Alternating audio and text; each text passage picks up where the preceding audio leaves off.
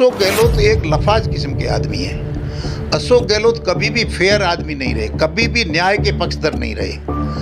अशोक गहलोत की राजनीति प्रारंभ से ठगी की राजनीति है। अशोक गहलोत की राजनीति केवल चमचा टाइप लोगों को इकट्ठा करने की राजनीति है। ये केवल खादी पहन करके दिखावा करता है सादगी का।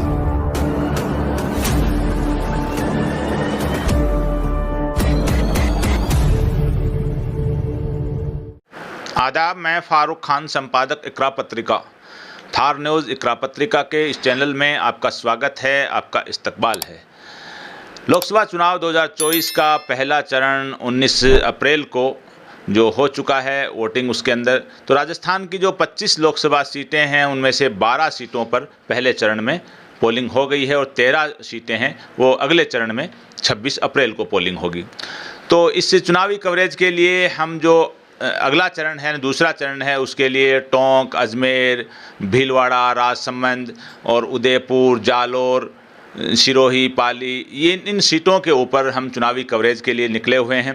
इस बीच हम आज जो मुलाकात कर रहे हैं जो वरिष्ठ समाजवादी नेता हैं और जो जनता दल, समाजवादी पार्टी और ये पूरा जो समाजवादी परिवार है, इस परिवार से निकले हुए हैं। और डॉक्टर राम मनोहर लोहिया जो एक तरह के समाजवाद के भारत में फाउंडर थे, उनके साथी रहे हैं, शागिर्द रहे हैं, आप उसमें कुछ भी समझ सकते हैं। तो अर्जुन देथा जी जो हम उनसे मिलने आए हैं और अर्जुन देथा जी से राजस्थान के चुनावी हालात पर, ख़ास तौर पे जो बगल की सीट है उदयपुर के अंदर जो सिरोही जालोर सीट है उसके बारे में हम चर्चा करेंगे। सिरोही जालोर जो सीट है उस पर कांग्रेस से जो पूर्व मुख्यमंत्री अशोक गहलोत हैं, उनके पुत्र वैभव गहलोत हैं, वो चुनाव लड़ रहे हैं और भारतीय जनता पार्टी से लूमाराम चौधरी मैदान में है और मुख्य मुकाबला भी इन दोनों के बीच में ही है। तो जो जालोर सिरोही सीट है उसके बारे में ख़ास तौर से इस एपिसोड में हम चर्चा करेंगे। देथा साहब, आपका इस्तकबाल है सबसे पहले। तो ये जो अपनी बगल की सीट है जहाँ से आपका भी इस पूरे एरिया में ताल्लुक़ है, पूरे इस पश्चिम और दक्षिण राजस्थान में आपका खास वर्क रहा है। वैसे आप पूरे जनता दल के वक्त में जब आप प्रदेश अध्यक्ष थे, पूरे राजस्थान में आप काम करते थे।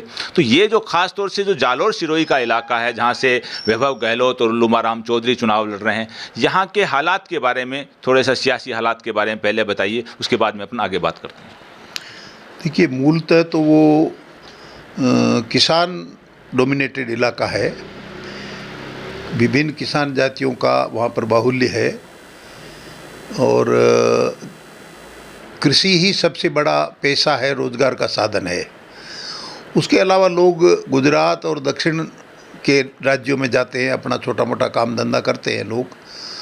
तो इस तरह की बनावट है उसकी, जिसमें एक सीट हमारी ट्राइबल है, पिंडवाड़ा आबू रोड वाली, जो अपने उदयपुर से एकदम लगी हुई है। जो उदयपुर जिला जैसे ही आप क्रॉस करेंगे तो यहाँ से पिंडवाड़ा आबू रोड चालू हो जाता है। और उसके आगे की दूसरी सीट है, वो रेवदर है, एससी रिजर्व है।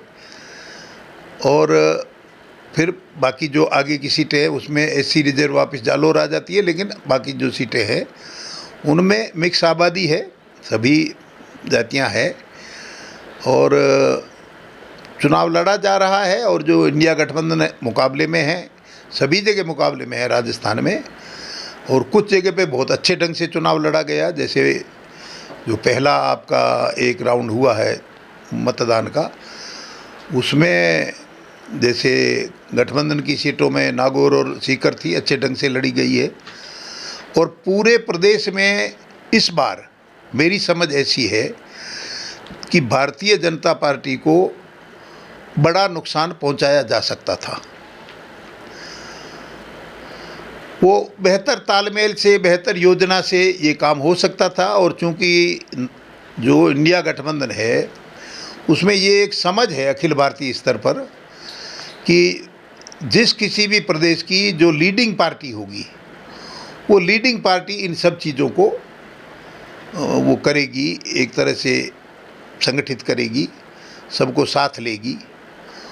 तो उस रूप में जो हालात रहे, वो क्यों रहे, कैसे रहे, वो तो वही लोग जानते हैं। अगर एक महीना पहले से बहुत अच्छे ढंग से, और जो इंडिया गठबंधन है उसका जो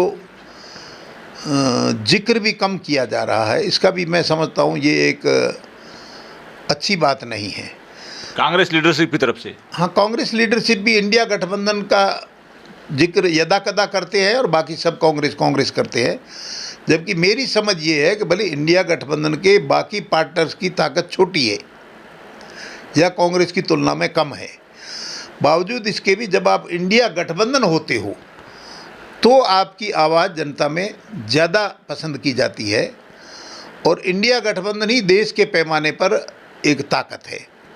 इंडिया गठबंधन की कोई एक पार्टी तो कम से कम कोई भारत सरकार बना लेगी ऐसा तो है नहीं, तो सभी मिलकर ही भारतीय जनता पार्टी को बेदखल कर सकते हैं, इसीलिए गठबंधन बना है।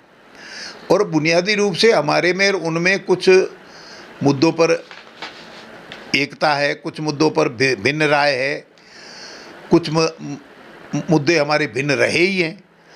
जैसे उदाहरण के लिए ओबीसी आरक्षण का मुद्दा, इसमें हमारी भिन्न राय रही है। कांग्रेस के इतिहास में कांग्रेस की कभी भी इस मामले में साफ गोई नहीं रही। ओबीसी आरक्षण और ओबीसी के मुद्दे पे कांग्रेस कभी साफ गो नहीं रही। नहीं, ओबीसी आरक्षण के मुद्दे में कांग्रेस का रुख लगभग जनसंघ जैसा ही रहा। पहला पिछड़ा वर्ग आयोग बना था काका कालेलकर आयोग, वो कांग्रेस राज में बना, उसकी रिपोर्ट कांग्रेस राज में आ गई, लेकिन उस रिपोर्ट को कांग्रेस ने लागू नहीं किया। उसके बाद में हम लोग जब सत्ता में आए 77 में, वो भी एक तरह का नाम तो एक पार्टी था, जनता पार्टी, लेकिन वो कायदे से वो एक गठबंधन ही था, क्योंकि विभिन्न विचारों की पार्टियां इकट्ठा हुई थी। वो तो कांग्रेस के खिलाफ हुई थी, इमरजेंसी के खिलाफ हुई थी, इमरजेंसी की जातियों के खिलाफ हुई थी। तो उस समय भी कांग्रेस का रवैया ओबीसी आरक्षण के पक्ष में नहीं था। कांग्रेस का ये दुर्भाग्य रहा, कहना चाहिए कि कांग्रेस की लीडरशिप जो है, जैसे मौजूदा लीडरशिप है, नंबर 1 अशोक गहलोत है। मैंने अशोक गहलोत को 21 अगस्त 2021 को एक पत्र लिखा कि भाई आप बिहार में गठबंधन के साथी हैं, बिहार की सरकार ने जाति आधारित जनगणना कराने का, वो तकनीकी रूप से उसको वहाँ सर्वेक्षण शब्द दिया गया, क्योंकि जनगणना का अधिकार केवल भारत सरकार को है, तो वहाँ पर जाति आधारित सर्वेक्षण का नाम दिया गया, जाति आर्थिक और सामाजिक सर्वेक्षण। तो जब वहाँ की बिहार सरकार ने ये निर्णय किया, आप बिहार सरकार में पार्टनर हो, तो राजस्थान में भी आप ओबीसी आरक्षण को जातिगत ये सर्वेक्षण जो बिहार कर रही है वो आप करो, आप भी एक सरकार हो और आप उस गठबंधन के हिस्सेदार हो। तो कभी भी मुख्यमंत्री अशोक गहलोत ने उसको तवज्जो नहीं दी, ओबीसी आरक्षण कभी नहीं दी। ओबीसी आरक्षण और जातीय जनगणना के मामले में आपने जो पत्र लिखा, यानी इस पर अशोक गहलोत जब मुख्यमंत्री थे उन्होंने कोई पॉजिटिव अपना रुख नहीं दिखाया? कभी नहीं, कभी नहीं। वो केवल ईडब्ल्यूएस की माला जपते रहते थे। ओबीसी आरक्षण के बारे में उनका रवैया कभी भी पॉजिटिव नहीं रहा, कभी नहीं। उसके बाद में हम लोगों ने राजस्थान लोकतांत्रिक मोर्चा जो हमारा बना हुआ है, उस राजस्थान लोकतांत्रिक मोर्चे के तहत हमने कई जगहों पर धरना, प्रदर्शन, जुलूस ये सब किया उसी मुद्दे पर, और हर जगह के अलग अलग ज्ञापन मुख्यमंत्री को भेजे जाते रहे। जैसे हमने किसी तहसील पे प्रदर्शन किया, उसका भी ज्ञापन गया, किसी एसडीएम के यहाँ किया, उसका भी ज्ञापन गया, किसी जिला कलेक्टर पे किया, उसका भी ज्ञापन गया। और फिर हमने उदयपुर में एक बड़ी रैली राजस्थान लोकतांत्रिक मोर्चा ने करी, तो वो संभागीय आयुक्त के वहाँ पर उसके ज्ञापन दिए गए, वो भी मुख्यमंत्री को गए। हमने प्रधानमंत्री को भी भेजा, मुख्यमंत्री को भी भेजा। उस पर उनका कभी 2 पंक्ति का भी जवाबी पत्र भी नहीं आया कि भाई आपके ज्ञापन फला जगह का मिला, आपने ये जुलूस किया, ये प्रदर्शन किया, ये आपने मुद्दा उठाया।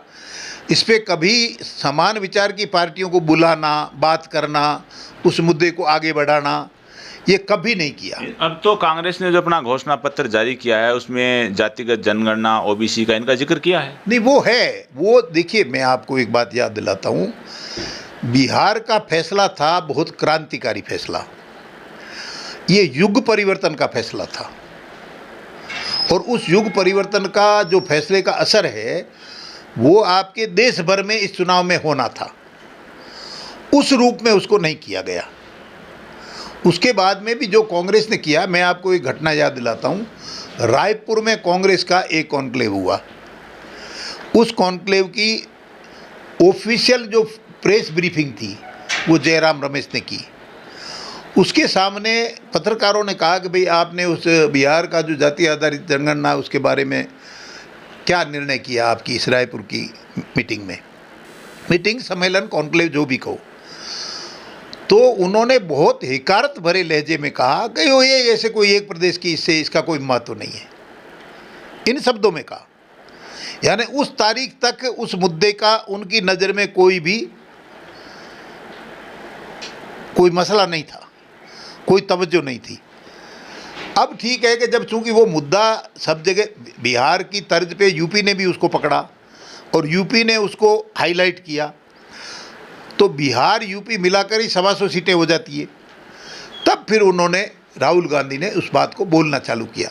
लेकिन इससे पहले इन्होंने, यानी अशोक गहलोत ने जब मुख्यमंत्री थे तब, यानी आज भी एक बड़े लीडर हैं कांग्रेस में, यानी जातिगत आरक्षण और जातिगत जनगणना ओबीसी इस मुद्दे पे कोई तवज्जो नहीं दी और साथी दलों को, साथी नेताओं को कभी बैठाया भी नहीं। कभी नहीं, कभी भी नहीं। अशोक गहलोत ने हमको केवल एक मुद्दे पर याद किया, वो था CA NRC वाला मसला। और उन्होंने ये कहा कि मैं उदयपुर में ही था उस समय, उनका फ़ोन आया मेरे पास कि अब ये मिल के करना चाहिए वगैरह। मेरा मन बिल्कुल नहीं था। मेरा मन इसलिए नहीं था कि उनका रवैया सहयोग का नहीं रहता है। उसको, उस मसले को उन्होंने अपने आप को केंद्र के सामने बड़ा नेता दिखाने के लिए, कांग्रेस के भीतर कुछ हलचल तो चल ही रही थी आपस के सिर फुटबॉल की, उसको ढकने के लिए और सेंटर में अपने आप को बड़ा नेता बताने के लिए उन्होंने हमको याद किया। मैंने हमारे लोकतांत्रिक मोर्चे के दूसरे साथियों से राय मशवरा किया। इनको मैंने कहा भी यही है कि भाई मैं तो इस समय आपको हाँ ना नहीं कह सकता हूँ, लेकिन बाकी सब जो पार्टियाँ हैं उन साथियों से मैं विचार विमर्श करता हूँ, उसके बाद में आपको बता देंगे क्या करना है। बहरहाल उन सब ने कहा कि यार ये CA NRC के मामले में अपने को अलग नहीं जाना चाहिए और इसका एक मतलब मैसेज देश के पैमाने पर अच्छा मैसेज अपने को देना चाहिए। ये जो प्रोग्राम था आप बता रहे हो CA NRC वाला, ये दिसंबर 2019 का था शायद, तो वो एक मुस्लिम प्रोग्राम, बड़ा जो विरोध प्रदर्शन था उसका 2 दिन पहले गहलोत ने CM थे तब हाईजैक करके सबको किया। वो देखिए मेरी बात सुनो, वो तो सिंपल प्रोग्राम था। ये प्रोग्राम तो था वहाँ बना बनाया, वहाँ माइनॉरिटी के लोग रैली करना चाहते थे। पहले उन्होंने करबला की मांग की, फिर उन्होंने मोती डूंगरी रोड से कोई रैली वैली निकालने की बात करी। असल में उस समय का वो जो पुलिस कमिश्नर था वहाँ पर, आनंद श्रीवास्तव, वो केवल एक आनंद श्रीवास्तव का सभी लोगों को एक चक्कर दे के, कुछ धौंस, कुछ पुचकार, कुछ इस तरह का कर करा के और घेर के और मुख्यमंत्री की गोद में जाके डाल दिया। और मुख्यमंत्री ने अपने पॉलिटिकल मकसद के लिए उसको यूज किया। उसमें आप सबको बुलाया था? हाँ, उसमें हम सबको बुलाया और हम गए भी कि भाई एक राष्ट्रीय मसला है, हमको जाना चाहिए। उसमें अशोक गहलोत के हमारे संबंध अच्छे हो या ना हो इससे कोई मतलब नहीं, अशोक गहलोत तवज्जो देते हैं या नहीं देते हैं उसका भी कोई मतलब नहीं। देश का मसला है तो सबको इकट्ठा होना चाहिए, तो हम चले गए। लेकिन उसके अगले दिन हमारी मोर्चे की मीटिंग हुई और हमने उनको कहा कि भाई ये हम लोग इसको इस रूप में लेना चाहते थे कि भाई इसको आप इस एकता को तहसील तक ले जाइए और सामूहिक कार्यक्रम जैसा हमने कल यहाँ पे किया। असल में वो किया नहीं, वो तो चुराया हुआ प्रोग्राम था। वो जो ऑटोमेटिक माइनॉरिटी के लोग करने वाले थे उसके ये मालिक बन गए और हम भी उस ठगी के शिकार हो गए, हम चले गए। मुझे उसका मलाल है।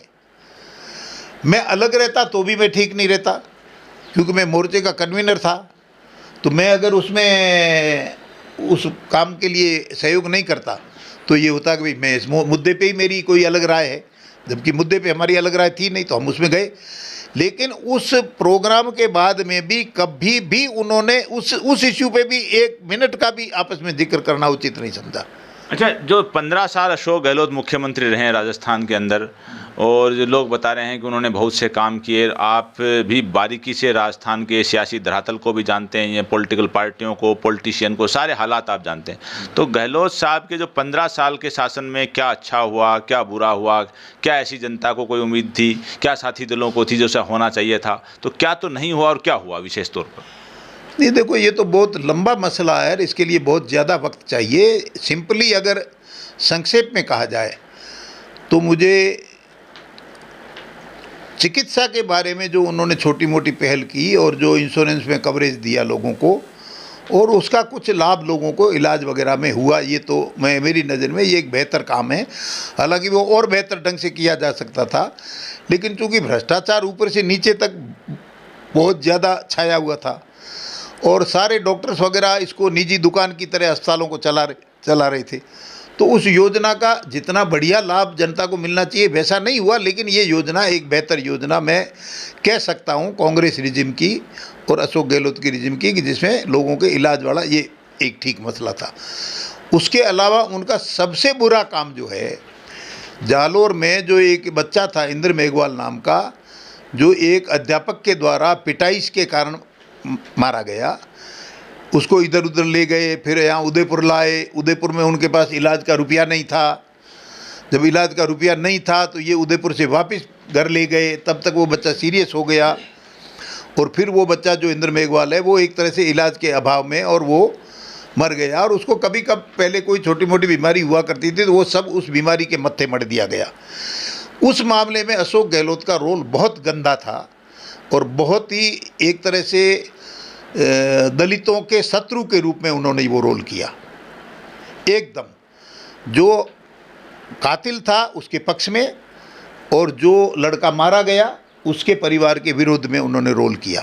नहीं, तो अभी तो वो जैसे वो बच्चा था शेड्यूल्ड कास्ट का था और उसकी डेथ भी हो गई, और आप कह रहे हैं कि पीड़ित पक्ष के लिए सरकार ने कोई विशेष नहीं किया, गहलोत सरकार ने। तो गहलोत साहब अपने चुनाव के दौरान भी खूब दलितों की, आदिवासियों की, इन सब की बड़ी बड़ी बातें कर रहे हैं। नहीं, वो केवल शाब्दिक लफाजी है। अशोक गहलोत एक लफाज किस्म के आदमी है। अशोक गहलोत कभी भी फेयर आदमी नहीं रहे, कभी भी न्याय के पक्षधर नहीं रहे। अशोक गहलोत की राजनीति प्रारंभ से ठगी की राजनीति है। अशोक गहलोत की राजनीति केवल चमचा टाइप लोगों को इकट्ठा करने की राजनीति है। अशोक गहलोत ने 1980 से लेकर के अब तक जो लोग पाले हैं, वो लोग कोई तो दूसरे दलों में भाग गए, तो कभी आपके यहाँ चिपके रहे, कभी कहीं चले गए, तो वो सारे रद्दी लोगों का जमावड़ा इकट्ठा करने का काम अशोक गहलोत ने किया। अशोक गहलोत का गांधीयन आइडियोलॉजी से भी कोई लेना नहीं। ये केवल खादी पहन करके दिखावा करता है सादगी का। वो तो पहला रिजिम था उनका। बेटी की शादी जो की उन्होंने शाही अंदाज में जयपुर में, तभी उनका मुलम्मा उतर गया।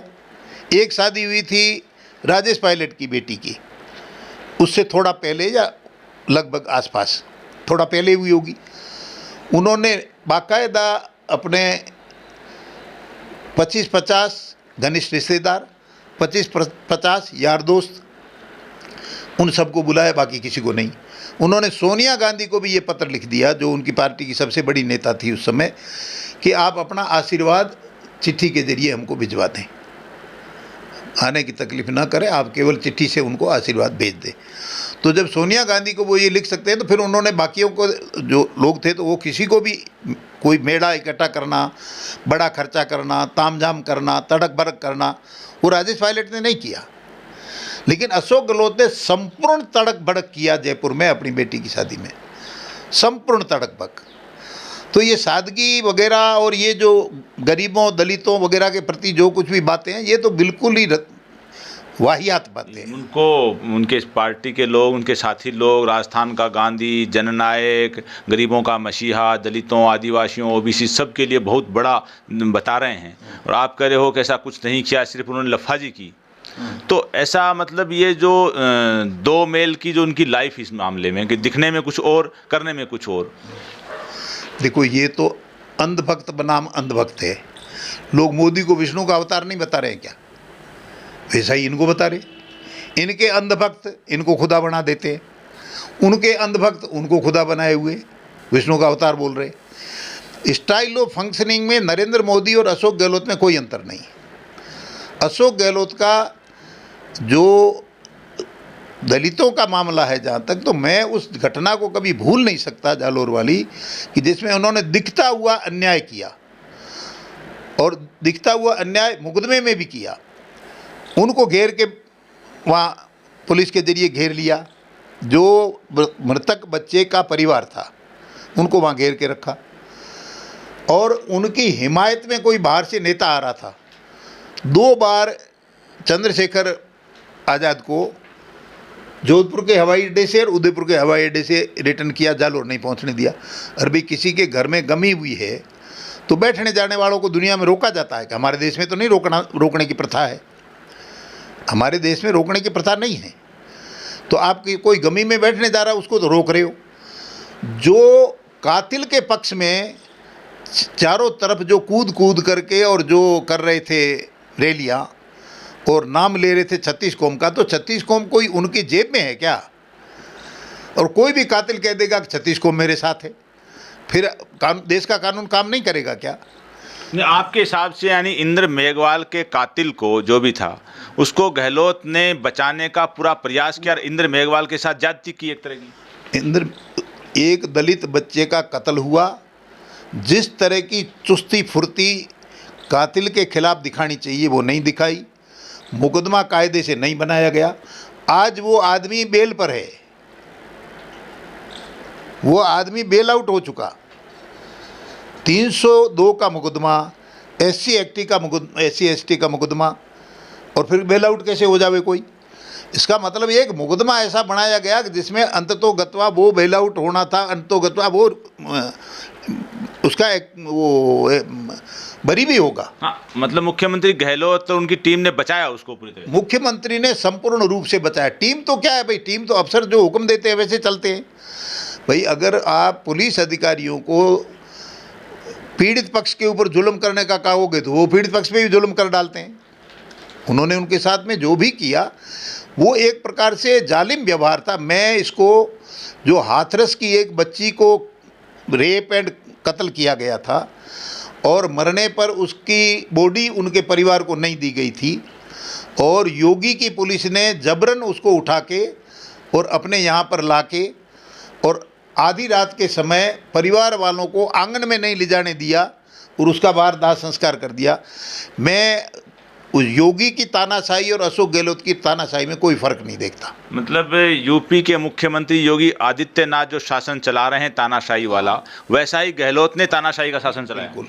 अरे भाई, अशोक गहलोत ने जो योगी की बुलडोजर शाही है, उस बुलडोजर शाही को राजस्थान में अगर किसी ने अपनाया उसका नाम अशोक गहलोत है। अदरवाइज आप कोई अदालत फैसला दे उसके बिना बुलडोजर कैसे चला सकते हो? गहलोत ने चलाया, गहलोत ने चलाए। ऐसी तो जयपुर अकेले की कई घटनाएं। मैं कह रहा हूं कोई कैसा ही मुलजिम है, मुलजिम सरकार के ताबे में है, सरकार ने पकड़ लिया, सरकार की जिम्मेदारी है कि उसकी पहली तो हिफाजत करे, उसके जिंदा रहने का इंतजाम करे। और आप बुलडोजर चला रहे हो, तो आप बुलडोजर चला रहे हो, आप भी बुलडोजर शाही के पक्षधर हो, तो फिर आप में और बीजेपी में फ़र्क क्या है? कोई फ़र्क नहीं।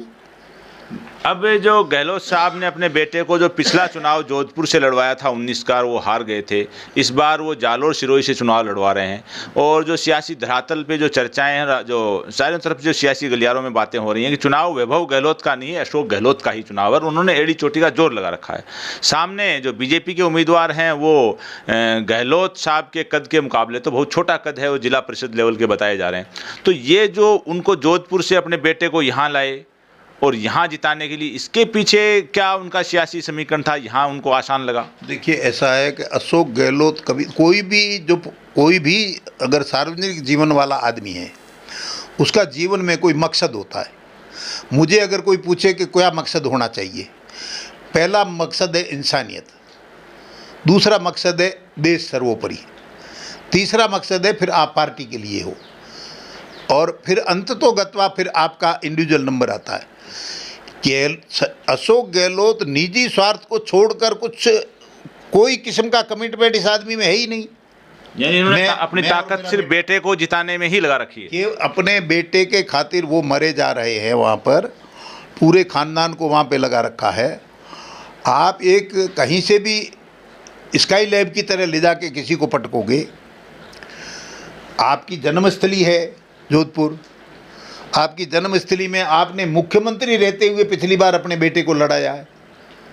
2018 में अशोक गहलोत मुख्यमंत्री थे, उनका बेटा लोकसभा का चुनाव लड़ा 4 महीने बाद, 4-5 महीने बाद। तो खुद के जिले में खुद के बेटे को वो जिता नहीं पाए मुख्यमंत्री रहते हुए। 8 सीट में हारे थे विधानसभा में, खुद की उनकी सीट, खुद की सरदारपुरा सीट में लगभग 20,000 की मात खाई। जिस सीट से खुद एमएलए थे उस सीट पे इस बेटे ने 20,000 के लगभग की मात गई, 18-19,000 या 20,000 की मात खाई। खुद का जो पोलिंग बूथ है, परिवार का बूथ, वहाँ पर बीजेपी कैंडिडेट से लगभग आधे से भी कम वोट पाए। वैभव को इनके खुद के बूथ पर वैभव को मिले 266 वोट और उस शेखावत को मिले 607। अब ये आधा है कि 2.5, मतलब बूथ पे पारिवारिक जो परंपरागत बूथ था उस पे हार गए। खुद के परिवार के बूथ पे भी हारे। अच्छा, ये जो फिर जोधपुर से जालोर सिरोही को इतना सेफ कैसे समझा? आपने कह रहे हो कि वहाँ खेती किसानी है, लोग हैं। मैं जब इन्होंने ये किया ना, ये दलित बच्चे वाले मामले में जब इनका घटिया रोल रहा, तभी समझ गया था कि ये सारी तैयारी बेटे के लिए हो रही है। उसी समय में समझ गया था। मैं एक सैद्धांतिक बात कह रहा हूँ, अगर किसी का कत्ल हुआ तो कत्ल में सरकारी मदद का एक पैमाना होना चाहिए। मैंने नहीं सुना कि इस बच्चे के पीड़ित परिवार को कोई सरकार ने कुछ दिया। ज़रूर कांग्रेस पार्टी की तरफ से डोटासरा या सचिन पायलट वगैरह कोई गए थे तो उन्होंने संगठन की तरफ से कोई मदद करी, लेकिन हम जिस शहर में बैठे हैं, इस शहर में कन्हैयालाल हत्याकांड हुआ था। हम हर हत्याकांड की निंदा करते हैं, हत्याकांड बुरी चीज़ है, करने वाला कोई भी हो, मरने वाला कोई भी हो, किसी की भी हत्या हुई है तो वो निंदनीय है, किसी के भी द्वारा हुई है वो निंदनीय है, और उनको जो सर्वोच्च सज़ा दी जा सकती है दी जानी चाहिए। लेकिन एक कत्ल पर 50 लाख का सरकारी मदद और दूसरे मौत पर आप नहीं दें मदद, इसमें आपके पूरे पूर्वी राजस्थान के इलाके में जो गायों को लेकर के लोगों को उठा उठा के जो कत्ल किया गया, उनमें भी उनका वही रवैया रहा। भाई आप मौत का तो मौत है। यानी गहलोत साहब के शासन में जो जुल्म व ज्यादती हुई, किसी ने किसी का भी कत्ल किया, चाहे मॉब लिंचिंग हुई हो, चाहे जो आतंकवाद जैसा माहौल बना के किया हो, तो उसमें पूरी तरह से इन्होंने भेदभाव बरता, मुआवजा देने में, न्याय देने में बिल्कुल भेदभाव बरता। और कांग्रेस की जो सबसे बड़ी जो बैकबोन वोट जो मतदाता है वो मुस्लिम मतदाता है। इन्होंने मुख्यमंत्री बनने के बाद में इनकी हिम्मत नहीं हुई कि भाई आप सीधे जाके नगर निगम का चुनाव लड़ लो। इन्होंने कोटा को 2 भाग में बांटा, 2 निगम बनाए। जयपुर को 2 भाग में बांटा, 2 निगम बनाए। जोधपुर को 2 भाग में बांटा, 2 निगम बनाए। और उसमें कोशिश ये की कि माइनॉरिटी का पार्ट एक तरफ चला जाए, माइनॉरिटी का जो अधिकता है, ताकि हम जीत जाएं, ताकि हम कम से कम वो माइनॉरिटी वाला निगम तो जीते। लेकिन एक भी आदमी को उन्होंने मेयर नहीं बनाया। जो मुस्लिम वोटों से जीतना और उनको उनका हक नहीं देना। 6 में से 4 मेयर इन्होंने जीते थे, 4 में एक भी नहीं बनाया। 4 में से एक भी नहीं बनाया, तो इसको आप न्याय थोड़ी कहेंगे। ये कोई पॉलिटिकल न्याय भी नहीं है। हम उनको इसलिए नहीं देंगे कि कोई हमसे नाराज़ हो जाएगा। अब तब जब आप वोट लेते हो तब तो नहीं कहते हो कि हम उनके वोट नहीं लेंगे, कोई नाराज़ हो जाएगा तो वोट मत लो। वोट लेते हो तो उनको हिस्सेदारी दो, चाहे किसी की भी। मैं किसी एक जात का नाम नहीं ले रहा हूँ, किसी भी जात का ड्यू रिप्रेजेंटेशन होना चाहिए। भाई हमारा ये जो जाति आधारित जनगणना का मुद्दा है, ये जाति आधारित जनगणना कराओ, आबादी के अनुपात में आरक्षण दो। आरक्षण हमारा है उसको 9वीं अनुसूची में शामिल करो। हायर और जो उच्चतम जुडिशरी है उसके अंदर रिजर्वेशन दो, और सभी लोगों को आबादी के अनुपात में आप सभी आरक्षित श्रेणियों को आप बराबर के उसकी दीजिए।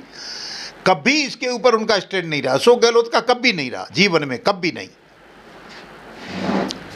आरक्षण के मामले में, जातिगत जनगणना के मामले में अभी भी ये कोई बात नहीं कर रहे हैं, सिर्फ दिखावे के तौर पे कोई नाम नहीं ले रहे। अगर ये नाम लेते तो ये विधानसभा चुनाव भी जीतते और उनका राज बनता। दूसरा, इन्होंने गंदा काम क्या किया कि जिस भारत आदिवासी पार्टी है, भारत आदिवासी पार्टी के 2 विधायकों ने इनकी डामाडोल सरकार को मदद की। सीपीएम के 2 विधायकों ने इनकी डामाडोल सरकार की मदद की। आपने जब विधानसभा चुनाव आया तो उन क्षेत्रों में भी जाके चुनाव लड़े, उन चारों के खिलाफ भी आदमी खड़ा, चारों के खिलाफ आदमी खड़े किए। और मेरे ख्याल से कुछ जगह पे तो जमानती जब्त हो गई। जैसे आपका भादरा है, उनकी जमानत जब्त हुई। जैसे आपका 84 है, वहाँ वोट कोई 27-28 मिले। अब जमानत गई है या बची है मुझे नहीं मालूम, ताराचंद बगोरा की। इसका राजकुमार का वोट है वहाँ 1,11,000 असेंबली में 84 में, और ताराचंद का वोट है 27,000 के आसपास। तो मेरे ख्याल से जमानत जानी चाहिए। और किनारे पे बच भी गई हो तो भी इन्होंने केवल इन वोटों के खातिर भी ये सब किया। और अशोक गहलोत ने तो डूंगरपुर में आकर कहा कि इन छोटी छोटी पार्टियों का कोई मतलब नहीं है, पार्टियां 2 ही है, कांग्रेस और बीजेपी। कुल मिला के गहलोत साहब ने अपनी कुर्सी के लिए, अपनी और अपने परिवार की सत्ता के लिए सबको यूज़ किया। किसी जाति से, किसी समुदाय से, जो उनकी बैकबोन थे उनसे भी कोई मतलब नहीं था, जो पीड़ित पक्ष है उससे भी कोई मतलब नहीं था। और आज वो अपने पुत्र को जो चुनाव लड़ा रहे हैं, तो आज भी उन्हीं मुद्दों को एक तरह का नज़रअंदाज करके सिर्फ अपने पुत्र को जिताने के लिए काम कर रहे हैं। ये स्व केंद्रित आदमी है, इसका देश से कोई मतलब नहीं, दलितों से कोई मतलब नहीं, ओबीसी से कोई मतलब नहीं, किसी से कोई मतलब नहीं। सारा इनका जो काम है वो स्व केंद्रित है, मैं और मेरा खानदान, इसके आगे कुछ नहीं, बल्कि मैं और मेरा बेटा। गहलोत साहब की सीट के बारे में, क्योंकि चुनाव तो वैभव गहलोत लड़ रहे हैं, लेकिन असल चुनाव अशोक गहलोत मुख्यमंत्री रहे उनका, और सामने भारतीय जनता पार्टी के उम्मीदवार हैं उनका। जो 8 विधानसभा सीटें हैं जालोर और सिरोही की, उसके अंदर वर्तमान में 4 सीटें भारतीय जनता पार्टी के पास हैं। उनके विधायक हैं, एक निर्दलीय हैं जालोर से, उन्होंने भी समर्थन भारतीय जनता पार्टी को कर दिया है। और यहाँ पर जो सीटें हैं 3 कांग्रेस की सीटें हैं, और अशोक गहलोत के पुत्र और लुम्बाराम चौधरी मैदान में हैं। अब इसमें कौन जीतेगा कौन हारेगा ये तो 4 जून को ही मालूम पड़ेगा, मतगणना के दिन। लेकिन मुद्दों के आधार पे जब बात की जाए, गहलोत अपने आप को गांधी का अनुयायी कहते हैं, वो अपने आप को, उनके चेले हैं, उनको राजस्थान का जननायक और राजस्थान का गांधी कहते हैं। लेकिन जो समुदाय, जो दलित समुदाय है, आदिवासी समुदाय है, मुस्लिम समुदाय है, जो तमाम तरह अशोक गहलोत की 40 साल की पॉलिटिक्स में उनके साथ थे, अशोक गहलोत को नीचे से उठा के उन्होंने मुख्यमंत्री तक बनाया। लगातार 3 बार वो मुख्यमंत्री रहे 15 साल के करीब। लेकिन आज उन्हीं समुदायों के मुद्दों को अशोक गहलोत ने पूरी तरह से नज़रअंदाज कर दिया है, और सिर्फ इसलिए कि उनका पुत्र है वो सांसद बन जाए। बहरहाल परिणाम क्या होगा वो तो 4 जून को मालूम होगा। आज के इस एपिसोड में बस इतना ही। जय हिंद, जय भारत।